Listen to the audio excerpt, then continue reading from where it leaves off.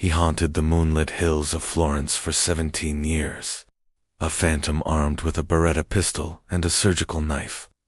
Between 1968 and 1985, 8 young couples, seeking privacy in the quiet olive groves, met a terrifying end. 16 lives were taken, always with the same gun, the same rare ammunition, and the same chilling ritual.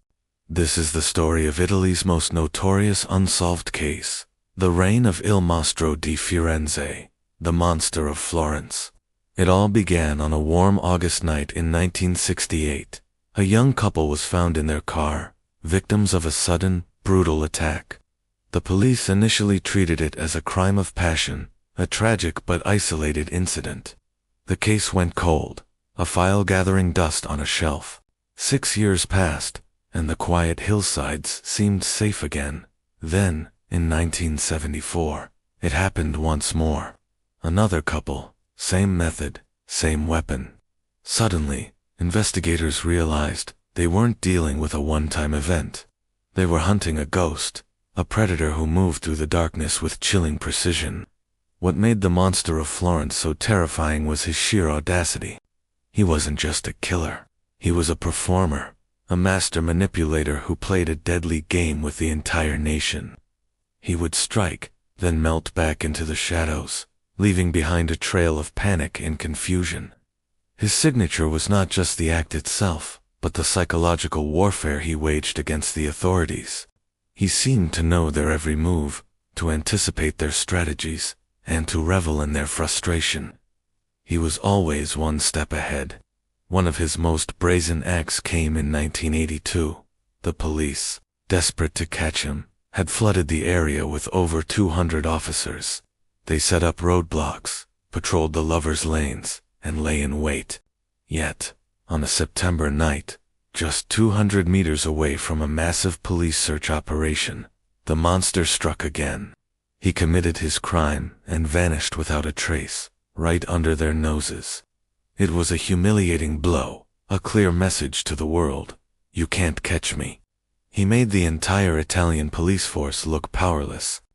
The psychological torment didn't stop there. He began to communicate, to taunt.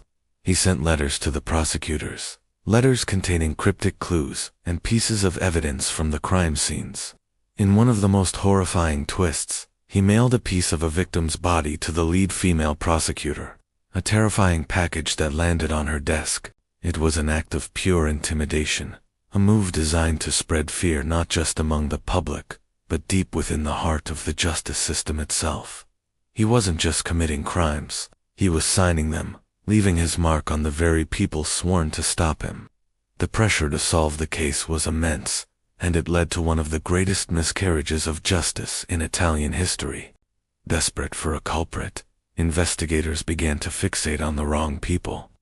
Over the years, at least 4 innocent men were arrested, tried, and convicted. They spent decades of their lives in prison for crimes they did not commit. The real killer watched from the shadows as his Sardinian clan theory took hold, a convenient narrative that sent the wrong men down. Each time the monster struck again while these men were behind bars, it proved their innocence, but not before their lives were irrevocably destroyed. The investigation became a sprawling, chaotic mess. The list of persons of interest grew to over 200 individuals. It was a cross-section of society: doctors, aristocrats, local farmers, even whispers of a secretive sect with powerful connections. Every lead turned into a dead end, every promising theory dissolved into thin air. The killer was a phantom, a face in the crowd, someone who could be anybody and nobody all at once. He was a perfect social chameleon, hiding in plain sight.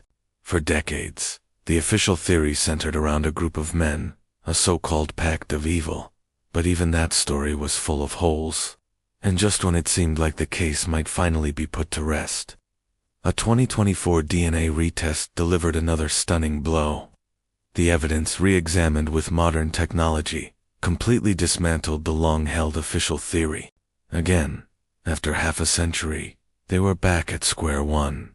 The monster had outsmarted them once more, even from beyond the grave, perhaps.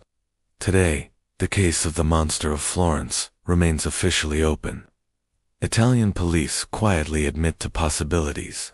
The first is that he's simply dead, having lived out a full life and died of old age, taking his secret with him. The second, and perhaps more chilling possibility, is that he's still alive. An old man, maybe in his 80s or 90s, living quietly, perhaps just 20 minutes away from the olive groves where he once hunted. He could be a grandfather, a friendly neighbor, someone you'd pass on the street without a second glance. He didn't just take lives. He played an entire country like a chessboard, made his moves with surgical precision, and then simply walked off the board, leaving a legacy of fear and unanswered questions.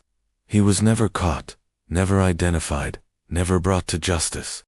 The monster of Florence is a haunting reminder that some predators are not driven by passion or rage, but by the cold, calculated desire to prove that they are truly untouchable.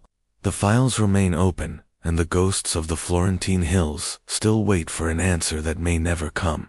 Thank you for watching. This case is a deep and complex one, and we've only scratched the surface today.